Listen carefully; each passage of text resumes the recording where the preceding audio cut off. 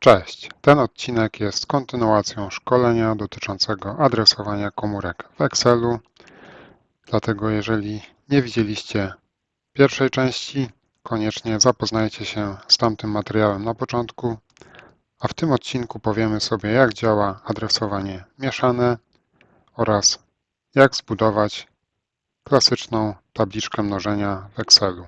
Zapraszam.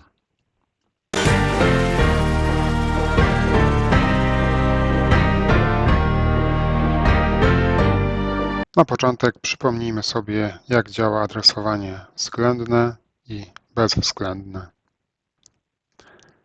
Adresowanie względne jest najprostszym z odwołań do komórek i polega na tym, że w momencie, gdy wpiszemy jakąś formułę, na przykład w komórce F3, która odwołuje się do wartości z komórki przykładowo C3, to w momencie przeciągnięcia tej formuły w prawo czy w dół, adres komórki, do której się odwołujemy, również w ten sam sposób zmieni się.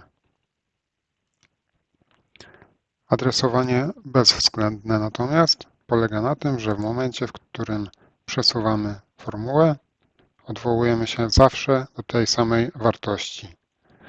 Czyli blokujemy przy pomocy znaku dolara zarówno kolumnę, jak i wiersz. Trzecim sposobem jest adresowanie mieszane, które omówimy sobie w tym odcinku.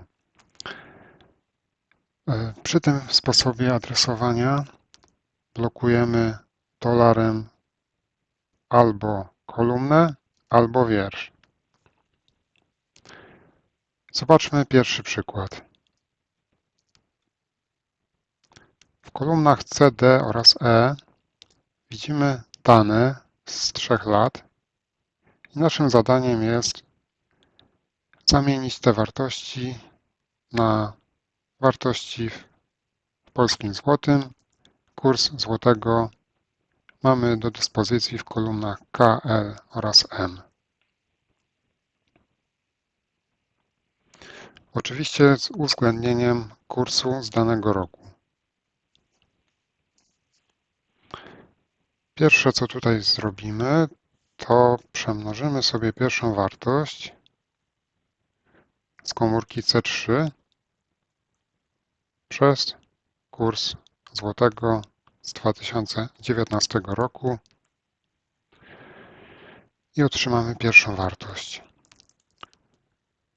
Spójrzmy, co stanie się w momencie przeciągnięcia tych wartości do końca naszej tabelki. Jak widzimy, dane nie są prawidłowe. Otrzymaliśmy w większości wypadków zera. Przy pomocy klawisza F2 możemy sobie podświetlić formułę.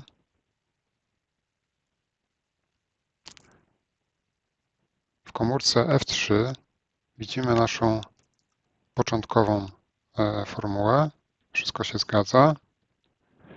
W momencie, gdy przeciągnęliśmy formułę w prawo, tutaj zadziałało adresowanie względne, czyli odwołanie do komórek, czy adres komórki zmienił się analogicznie do tego, w jaki sposób przeciągnęliśmy formułę.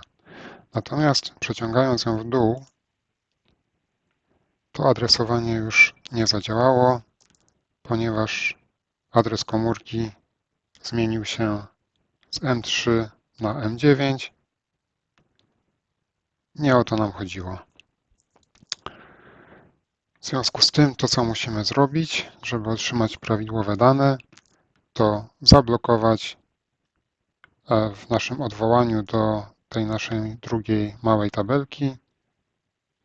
W tym odwołaniu musimy zablokować wiersz trzeci, tak aby w adresie komórki numer wiersza nie zmieniał się.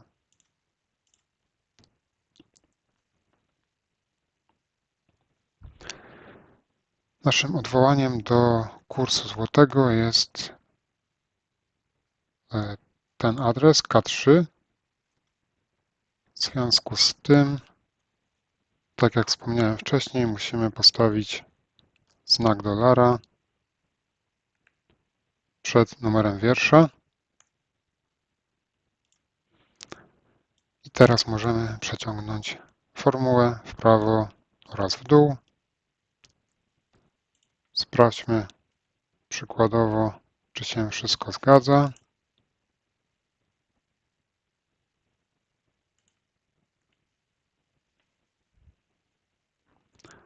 Dane są prawidłowe. Przejdźmy sobie teraz do drugiego ćwiczenia, w którym naszym zadaniem będzie wypełnienie tej oto tabliczki mnożenia przy pomocy formuł. Zaczynamy od komórki C3, w którym mnożymy 1 razy 1, czyli B3 razy C2. Zobaczmy, co by się stało, gdybyśmy taką formułę przeciągnęli na całą tabliczkę mnożenia. No, na pierwszy rzut oka widać, że coś tutaj nie zagrało. Otrzymujemy coraz wyższe liczby, wręcz takie, które się nie mieszczą w arkuszu.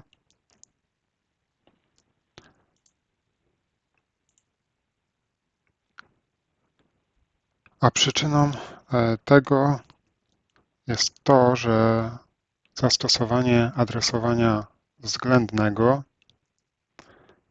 powoduje, że mnożymy przez siebie coraz większe liczby, ponieważ nasze adresy komórek w odwołaniu przesuwają się analogicznie do kierunku, w którym przesunęliśmy formułę.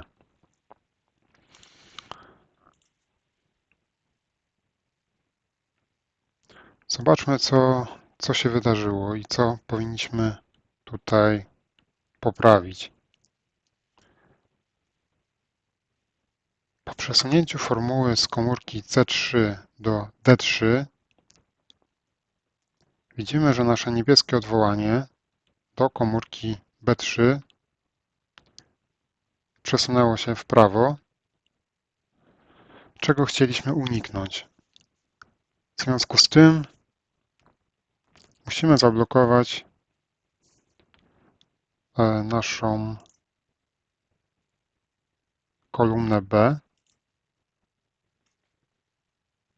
w pierwszym odwołaniu, tak żeby kolumna nie przemieszczała się przy przeciągnięciu formuły w prawo. I spójrzmy jeszcze, co nastąpiło, gdy przesunęliśmy formułę w dół. W naszym drugim odwołaniu, czerwonym, do komórki C2 przy zastosowaniu adresowania względnego zmienił się wiersz z drugiego na trzeci. W związku z tym to nam pokazuje, że musimy w drugim odwołaniu zablokować wiersz. Czyli wstawiamy znak dolara przed dwójką.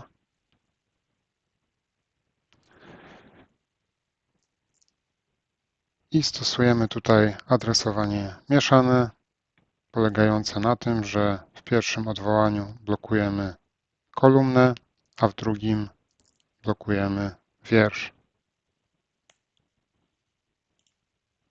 I teraz możemy już bezpiecznie przeciągnąć naszą formułę zarówno w prawo, jak i w dół.